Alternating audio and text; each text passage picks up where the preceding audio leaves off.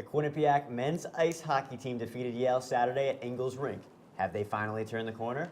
Donovan Smith is out for the rest of the season. How badly will this hurt the men's basketball team's postseason chances?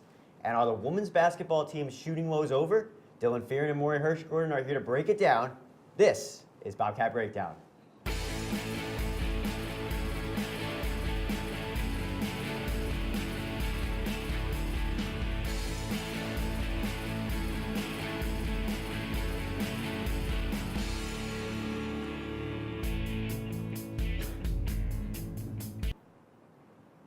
Good evening and welcome to Bobcat Breakdown. I'm Brian Schwartz, and at the desk with me today is Dylan Fearon and Maury Hirsch-Gordon. Guys, are you ready to go? It's been a while since I've been on the desk with Maury. I'm ready. It's always go time. It is go time. All right, let's get it started. The Quinnipiac men's ice hockey team defeated Yale Saturday night 5-2. Chase Prisky and Nick Germain each chipped in with a pair of goals. Guys, are you surprised that they beat Yale? Dylan, I'm surprised. I'm a little surprised they won, especially 5-2, and you're talking about 2 goals from Chase Prisky, a defenseman, and 2 goals from Nick Germain, a freshman. But Yale was hot coming in. Yale was at home. They'd only had 1 loss since December, and the only other team to do that in the entire country was Penn State, who was 10th in the country. So Yale's coming in hot. They're at home, and Quinnipiac's had some issues with goaltending. They played Chris Truhl, who's been inconsistent this year. Andrew Shortridge was a freshman. They didn't like to go with him. And so there's some issues surrounding the team. You know, depth's been an issue. Who's going to be the guy? So I think I was a little surprised that Yale won 5-2. Quinnipiac won 5-2. I thought Yale was going to get this one on Saturday night. Brian, I can't say that I was all that surprised. Yes, Brown and Yale both give Quinnipiac a ton, of tough matchups. But Quinnipiac hasn't lost to Yale since the 2013 national championship game, and it hasn't lost to Brown in almost 3 years. And coming off an absolutely humiliating loss against Arizona State at home the prior Saturday, their season was on the line. Players like the Clifton twins, players like, Chris Truhl, who's a junior, who's been around college hockey, Chase Prisky, all of these key pieces to Quinnipiac, they weren't going to lose this weekend. You go into Brown, you win 1-0. Brown's always a tough team, really strong, bodies Quinnipiac a lot. Like I said, haven't lost to Brown in almost 3 years. And then you go into Yale, and Yale was in the penalty box for 18 minutes, and Quinnipiac is one of the best teams in the country. They're 5th right now, in power play percentage. In scoring goals, they're almost at 22%. They're tops in the ECAC. So when you're consistently one of the best teams in college hockey, when you have the power play and a team literally hands you a gift, you're going to get the win pretty easy. Yeah, but first of all, you're acting like Chris Truhl is such a huge factor. I mean, he's been so inconsistent all year long. He'll have 3 goals in less than a minute to Harvard back in December. I mean, how can you say that he was a key factor and that you weren't surprised that Quinnipiac won with him in net? Anytime there's good goalie competition, anytime there's competition amongst players, Dylan, you know this, you're an athlete. Anytime there's good competition, it breeds success. And both players raise their level, of play up when Chris Truhl doesn't know that his job, is for sure. If a puck or two gets by him in net, he doesn't know if Andrew Shortridge is going to come out of the bench and play there. Right, so either goalies, it's a toss-up. You have no idea if they're. So they're both going to play well. That's why they won this weekend. And Truhl had 18 saves in that game. So obviously it wasn't the best game for him, but it was an improvement on what he's been doing. So with this win, would you say that the Bobcats' issues have been solved? No, not at all. I don't think you can solve issues in just one weekend. It's got to be consistency. You have to do it over a certain length of time, longer than just one weekend. The goaltending is obviously an issue. We've just addressed that with Chris Truhl and Andrew Shortridge. You got a freshman in Andrew Shortridge, and Chris Truhl's been inconsistent. Just benched, gave up 3 goals against Harvard in less than a minute. Extremely inconsistent all season long. And he's good. Give him credit. He's good. No disrespect. But he has been inconsistent, and that's a fact. Second of all, who's going to be the guy? You look at the ECAC top point leaders, top 20. No one from Quinnipiac. Chase Prisky leads the team in points and tied for 21st in the conference. So who's going to be the guy? Depth has been an issue. Where have the other guys been, and when are they going to show up? I mean, you look at the top point getters. Chase Prisky leads the team as a defenseman with 22 points. There's been no forward to really step up recently and been like, I'm the guy, I'm here. There's no Sam Annis. Who is going to be the guy to step up? Well, I think much like the Quinnipiac women's basketball team, Dylan, when they won 23 straight games a couple years ago, not one player was on first team All-MAC. How can that be? How can the first team ever in conference history go undefeated and not have a player on first team All-MAC? Much like this Quinnipiac men's team. They won the conference. This team is not going to win the conference. We're not even close to the playoffs yet. We still have a couple weekends to play. No, I don't think that this team What was the question again? Have their issues been solved? I don't think the issues have been solved, but I think it's a big step in the right direction. I think you have freshmen playing great in the bright lights. Nick Germain, 2 goals, on the road against your rival. Brogan Rafferty's been the best freshman defender on this team. Outside of Connor Clifton and Chase Prisky, he will take over the reins once those 2 leave. And the goalies are playing well, like I said. It's a big confidence boost. It's a big 4 points on the road. You now come home to Clarkson, and you have a shot to get a top 3 spot There's in the no ECAC. doubt it was a great weekend, but I don't think you can say the issues are solved in just one weekend's worth of work. I think it's got to be over an extended period of time, and we'll see what happens this weekend. Well, we'll see about them, and we'll see about the women's ice hockey team, who won 2 games over the weekend, including their first ever televised game Saturday against Yale. Quinnipiac defeated Brown Friday night 9-0 and Yale 4-1 on Saturday. So, guys, senior Megan Turner led the Bobcats with 3 goals in the win against Brown. Maury, you talked about who's stepping up for the men's ice hockey team. Can she be the one to lead the women's ice hockey team back to the ECAC championship? Can she be the sole person that leads this team back to the ECAC championship? Is she going to be the leader that leads this team? I definitely do not think so. I mean, you have TT Cianfrano, you have Melissa Samaskevich, Emma Woods, 3 of the best players in the conference. Megan Turner, is one of those key pieces. I think she's definitely a part of the mix. I think Dylan would agree with me on that one, but I definitely don't think she's going to be the sole person. I mean, Brown, who cares? Brown Brown's garbage. Brown's terrible. Brown's at the bottom of the conference. You beat a team 9-0. Who really cares? Great. I could have went and scored 4 goals that night. I definitely think though that she's gonna be important. She's got 19 points on the season, so she's definitely had a breakout year. But I still think this team could finish 6th in the ECAC, a team that won't have a home series, where it's going to have to travel if they even make the semifinals, and a team who probably won't even make the national tournament. So I definitely think Megan Turner's got a lot on her shoulders. If you think she can be the sole person, I think she's a piece. I don't think she is the sole person. I think she is the dark horse. Okay. Now you just mentioned a lot of names. TT Cianfrano, Melissa Samaskevich. She's on the first line. How is she the dark horse when she starts? She's dark because she's overshadowed. She's overshadowed by those 3 players. She's 4th in team in points. She's completely overshadowed. Everyone goes TT Cianfrano, Melissa Samaskevich, Emma Woods. No one thinks about Megan Turner and talks about Megan Turner, but I guarantee you she is going to be a big piece for the rest of the season. She is definitely a dark horse. Someone that is always overshadowed and overlooked, but is very, very good at what they do. I think you got to look at Megan Turner and say you are the dark horse for sure. Definitely not the sole person and reason that they're going to lead them to the championship game or something like that, but it's definitely a dark horse, I'd say, and one of the key pieces. All right, well, it's time to take a quick break. Coming up, the Quinnipiac men's basketball team is without Donovan Smith for the rest of the season. How will that impact the Bobcats? Dylan and Maury will tell you. Don't touch that dial. Coming up on Bobcat Breakdown. Coming up on Bobcat Breakdown. And welcome into Studio 125. So what? So what? If you score 40 points in a basketball game, we all know you play Quinnipiac intramurals. We all know you love to shoot the rock. Well, if you think that's the most ridiculous thing you've ever heard, what I'm about to say, I guess, is going to be pretty ridiculous in your book. But I'm going to say yes, there is a controversy. I'm Line, getting ready to punch the ball as it lands right in front of another Monumental player.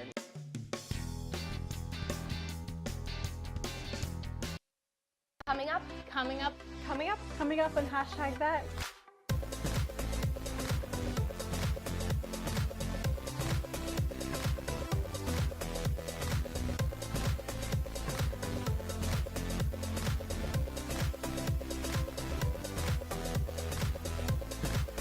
We are your source for Quinnipiac's entertainment news.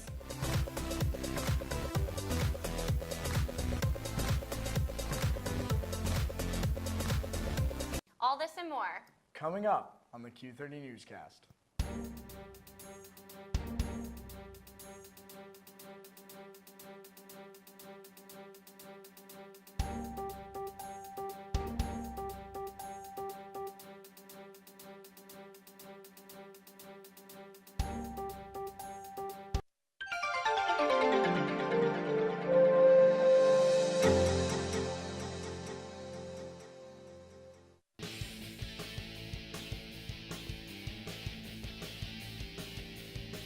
Hello, Quinnipiac hockey fans, and welcome to the Neutral Zone. Definitely St. Lawrence, and I think you're going to see the test coming up real soon. They might be having a bit of an adjustment issue without that CBS line, but don't count them out. At High Point Solutions Arena in Game 2 of Quinnipiac vs. Northeastern Series.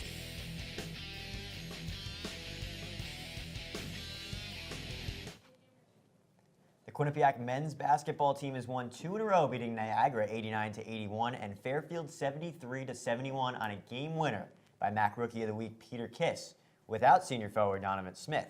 So guys, Smith going down the rest of the year, how does this injury affect the team down the stretch run?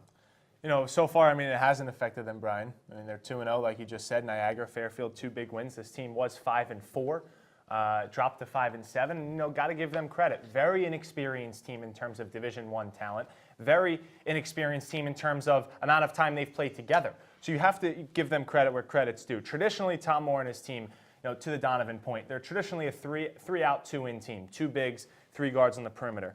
Now he's playing more of a 4-around-1. The way Donovan Smith hurts them is for 2 big reasons in my eyes. I see one, it makes the guards really have to rebound the ball.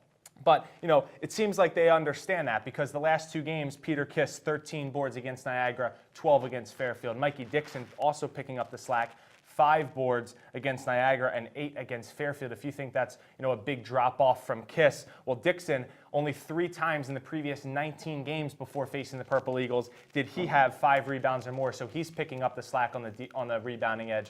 You know, they out-rebounded Fairfield by double digits, which was a bright spot after getting absolutely shellacked on the boards by Siena. And the other thing is it puts more pressure on the guards in terms of defense. The shot blocker is out of the lane now. Guards like Justin Robinson, Marquise Wright, Stevie Jordan, Tyler Nelson, the list goes on. They can drive right by Peter Kiss, Mikey Dixon, and now those 2 and the other guards and the other core of Quinnipiac coming off the bench, they don't have that help. They don't have Donovan Smith coming out of nowhere and blocking 3, 4, 5 shots a game. They're already playing 30-plus minutes. So to rebound more and, you know, to put more pressure on the guards, you know, playing straight up without having that help side in Smith is a big loss. Let's not get ahead of ourselves. First of all, the 2 games they played were Niagara and Fairfield. You know, not the 2 best rebounding teams in the MAC. Okay, so I don't think it affected them too much because they were fortunate enough to play 2 teams in the MAC that are not that good at rebounding. Look, Donovan Smith's 6'9", 245 pounds. He's going to affect the game strictly because of his size. He can protect the rim, he can rebound. Not only can he shoot a free throw jumper, but he can also be behind the arc and shoot a 3 every once in a while, right? So he can shoot, he can be inside in the lane, protect the rim, block shots, rebound, etc. What's going to affect this Quinnipiac team is the fact that Donovan Smith, in my eyes, always seemed to play well in the minutes that he was given. He'd always get 18 minutes, 20 minutes, and he'd always contribute 11 points, 12 boards, couple of blocks. He always made the most of his minutes off the bench, and it really seems that no one else on Quinnipiac's bench can do the same, except for Daniel Harris against Fairfield, I'll give him that. But aside from that, it seems like Reggie Galloway have a good game every 3 games, Daniel Harris every 4 or 5 games, Andrew Robinson every couple of games. Who's going to be that guy off the bench that can get it done night in and night out? And that was the guy that Donovan Smith was. You look at his game against Iona. Every time there was a big game, he always seemed to step up. Quinnipiac comes off 2 losses. They play Iona at home. What does he do? 15 points, 11 rebounds, 5 blocks, 7 for 11 from the field.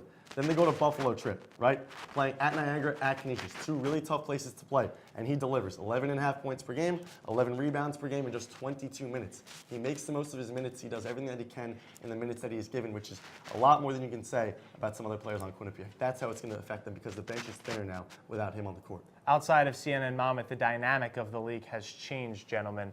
4-round-1 is what teams are playing now. You're only going to have 1 big man in there. You know, when Quinnipiac wants to go small, they can have a Jaquan Jones and an Alan Shiga in there that give you 2 6'7", close to 6'8" pieces down low. If Tom Moore still chooses to go with the 3-out and 2-in style, with the 4-out and only 1-in, Chase Daniels has picked up the slack. Right now, they're not being bothered because, Dylan, like you said, yes, they played Niagara and Fairfield, but the last part of their schedule was easy, so we knew that going in. Okay, but who cares?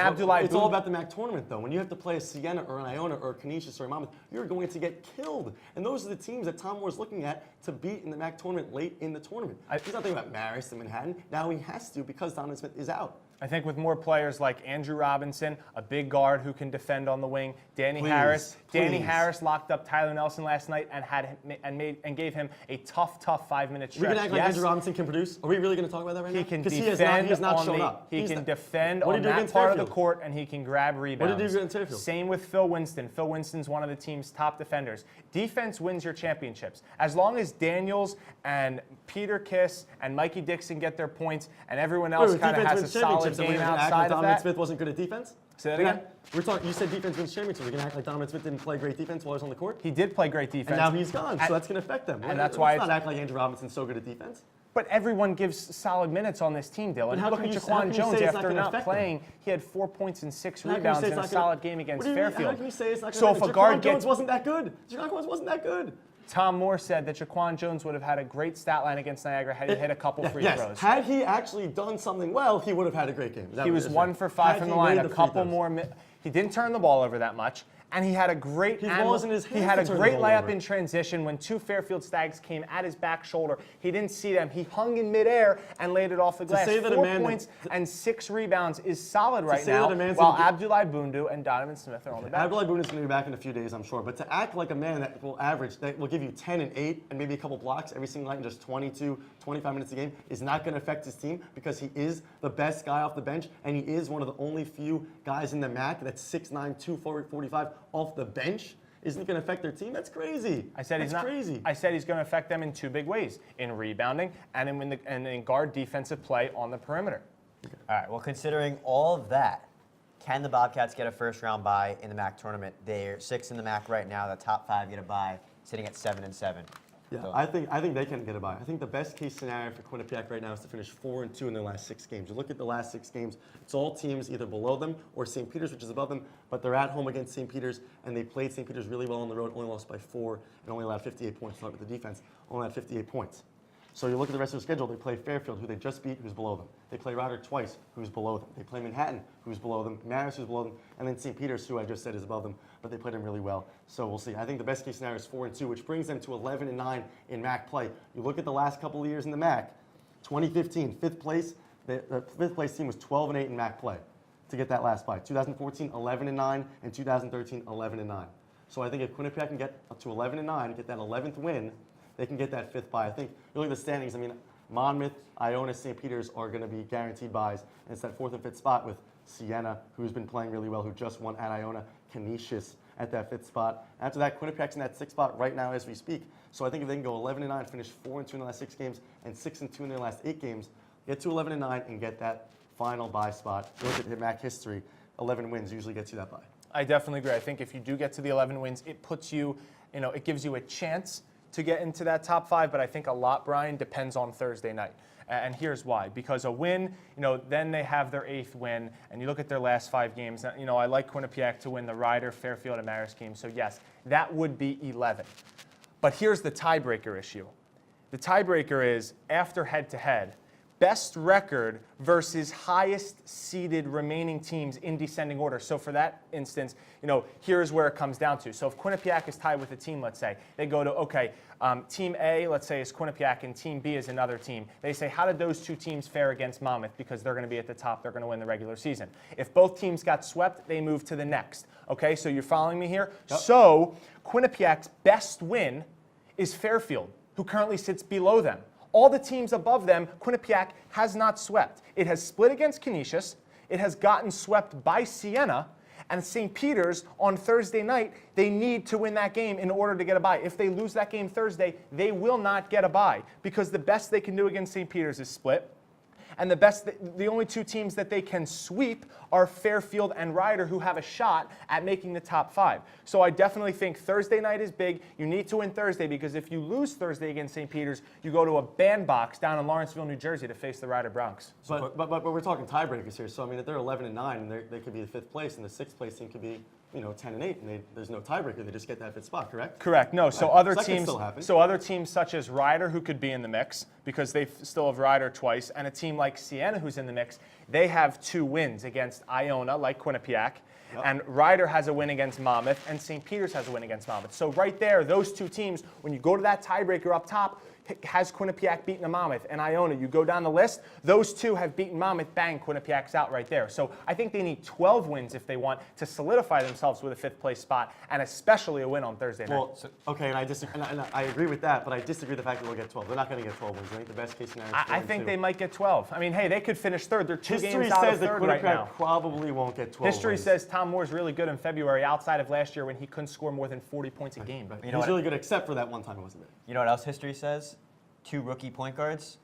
Not too often that happens, and they're both really good. Who's more important to this team, Peter Kiss or Mikey Dixon? Say good morning. I definitely have to say Mikey Dixon. Mikey Dixon has only scored under 10 points in 3 games this year. He gets the offense going. Yes, Peter Kiss is great on the offensive glass, but Mikey Dixon gets everything going. A small guard can slice down the lane, can pull up from the free throw line, can hit the fadeaway jumper, can hang. He can really, at like 6'2", I want to say about 170, 175, he can draw the contact and remain in control and finish. I mean, that's tough for a freshman point guard that you're asking for to play 30, 35 minutes a game. So he's not, let's say he only plays 15 minutes a game. Okay, you could see that out of him. But when he's got to face he's got to defend one of the best guards on the opposite side, a ton of seniors in this league, and he's got to score the ball and play 35 minutes a night, definitely the most important part of the team. Quinnipiac started 0-4, and they went down to Disney for the Advocare. Who was the guy that hustled on every play, that produced on multiple occasions against Gonzaga and Seton Hall? Who was that guy? I'm not saying that he's not who crucial. was that guy? I say Dixon has the edge. But who was the guy that started? Who was the catalyst that got this team going? Who averaged over 20 points for 2/3 of the season? You gonna answer the question? Peter Kiss. Peter Kiss was the guy who balled out against Did Gonzaga. they win against Gonzaga? No. Did they win against Seton Hall? Okay, then. And then Mikey Dixon outscored him against Indiana State in the win. It matters about it's all about winning. It's about winning. Let me ask you At the end of the day, who's going to keep your job? The winners, not the losers. Okay. So Mikey Dixon has scored more points in games Quinnipiac has won than Peter Kiss has. Wait. But you want to look at the last 8 games. Peter Kiss, 18 points per game, 8 rebounds per game. Okay, he's rebounding better than Mikey Dixon has. He's got better vision than Mikey Dixon does. He's got more passion. He's more poised. He dives for loose balls he has no business getting, nowhere near them. He hustles on every single play. He is clearly more valuable than Mikey Dixon, strictly because he's a little taller, he's a little wider, he can do multiple things. Because defenders are keying in on Mikey Dixon, that leaves Peter Kiss open. So that is the guy who is more valuable. Go back to your point. When they're keying in on who? Mikey Dixon. Exactly. Draws Draws the attention, and there's open wings on the side, and Peter Kiss can drive. I'm saying they're both great. They both should win the MAC Rookie of the Year. After Advocare, who did Monmouth key on? Who did King Rice say they were really keying on? Who was That's Mikey the Seymour next tripping? game. We didn't have a good sample size then. We saw them play a Vermont team that absolutely destroyed them and has 20 wins right now and is undefeated in the American East. Who balled against Gonzaga on national television? Who balled against Seton Hall on national television? Did they win? So what? No, they didn't win. So what? You're going to Mikey Dixon has averaged over 20 points a game. So when there are games that Mikey Dixon plays well, they didn't win. What are you talking about? It's clear. Don't act like Mikey Dixon plays well in every game and they win every game. They're both every important. Every time Peter Kiss plays well, they just happen to lose. Dixon can score a little bit better. He can score a little bit better. How about who scored the game winner against Fairfield? Thank you. That's Thank Peter you, Kiss. Brian. Great point. Great point. I agree with you. They're both very key because players. they were riding the hot Who's hand better that defender? night. Who's better defender? They were riding that hand. They were riding. You want to that talk about hot how hand. defense wins championships and defense is so now. important, but who was the better defender between the two? I think Clearly Mikey Peter Dixon. Kiss. I think Mikey right now it's time Oh to my take a God! break. You just said he It'll was be 170 interesting pounds to so see can what win. happens. Clearly Peter Kiss is a better That defender. doesn't mean he's not quick and can't beat a man It'll be to the interesting spot to on see the what job. happens. Really, Tyler the Nelson final had 30 few points weeks. last night. Say that again? Tyler Nelson had After 30 the break. points last night. And he didn't guard him. Clinton Morey. No, he did We'll not. break out the Were you whiteboards there? and discuss Listen. the Were you there? latest on the Quinnipiac women's basketball team. It's 9:30 Eastern, and you know what that means. Sports Pause is on the air. Ball played up the middle. Iman Whalen with a little cheat off the play. Preseason just boils down to going after another national championship and not necessarily focusing on the one before. MJ, it is time for our favorite part of the show. It's the top 5 plays of the week, brought to you by B&D Deli, home of the Q-Dog. Let's talk about the first play you want to break down. Yeah, let's break it down right away. But the one name I'm going to throw out there is a freshman, Mika Maples. All this and more. Coming up on the Q30 Newscast.